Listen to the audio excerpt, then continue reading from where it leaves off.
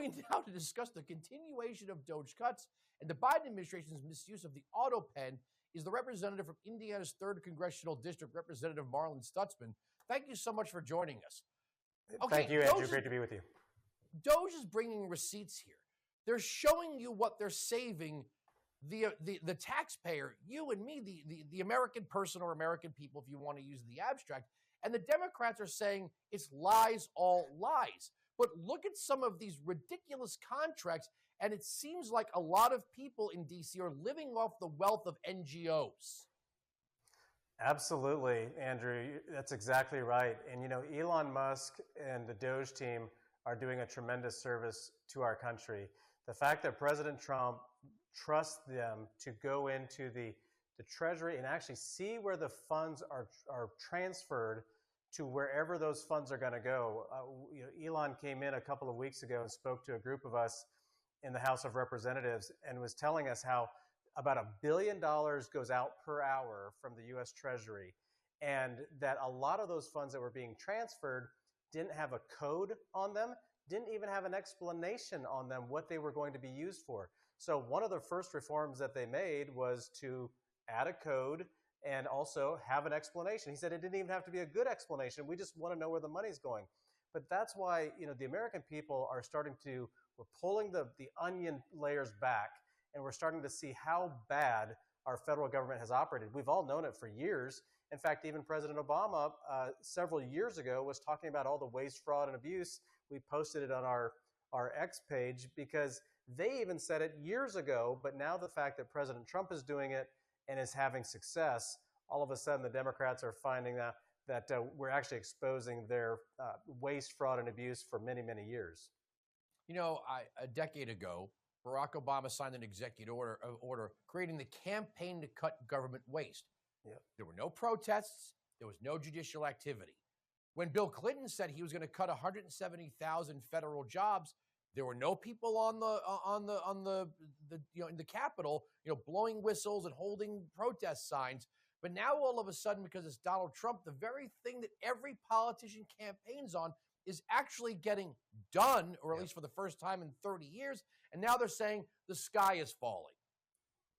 Yeah, exactly, which is just so hypocritical. And, even, Senator Mark Kelly is all of a sudden selling his Tesla and going and buying an SUV because not the fact that he doesn't like the car anymore, it's because he doesn't like the owner of the company.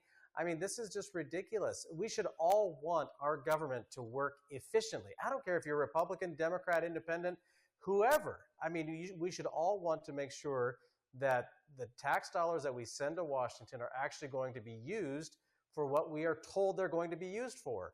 And I think that there's too many folks that in Washington that they know the game that's been going on for many, many years, and now they're going to be exposed and it's going to be revealed. And I think the Democrats are in a world of hurt for a lot of reasons, but this is going to be one of them, because as the American people learn more and more about how our tax dollars have been spent, they're going to become very upset. And now it's on us as Republicans to clean up this mess. If we did nothing, they should be angry at us. But right now, the frustration and anger should be directed right at the Democrat Party, because they're the ones that have been hiding this from the American people for over a decade. Not that I'm going to ask you to give the Democrats any good advice, but I mean, the polling on this is like they're biting down hard, like pit bulls and Rottweilers on the 20 side of every 80-20 issue right now. Yeah. I mean, this is a party that wants to regain popularity, but Democrat voters don't like government waste. Nobody likes government waste. And the sky isn't falling. Medicaid isn't being cut. Medicare isn't being cut. Social Security isn't being cut. It's the waste of foreign aid, USAID, and the money that's going round and round these NGOs that all, what's funny? It seems that a lot of the judges that are trying to shut this down all have spouses or family members working for the NGOs like Boasberg, and I don't care that Bush appointed him at some point. His daughter works for an NGO that provides pro bono legal counsel for people in the country illegally, including gang members. So it seems like there's some level of protection of their own interests here in a way. Yes, sadly, what a lot of people have done is they've built their business model around the government. I come from small business. We're in agriculture, we're in manufacturing here in Indiana. And, we focus on our customers, we focus on our producers, we focus on our supply chain. We're not building our business model around the government. And what's happened over years and years, they've figured out that they can get away with billing the federal government, the taxpayer, the tab, and they overcharge, they take off the top, and then I believe even that it's going so far as it ends up back into their political coffers to fund their campaigns.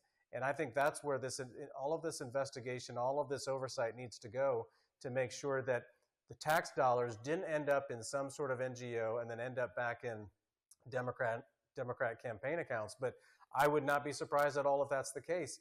But why the judges are all of a sudden starting to defend this, I think it's because the whole system has been built up this way ever since Obama years.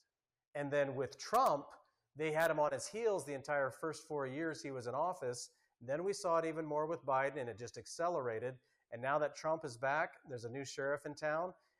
This is starting to be exposed, and I think that there's going to be a lot of angry people across the country finding out what the Democrats have done over the past decade. I can't wait till they get to Amtrak, but that's a topic for another day, sir. Thank you. Thank you so much for joining us. Thank you, Andrew.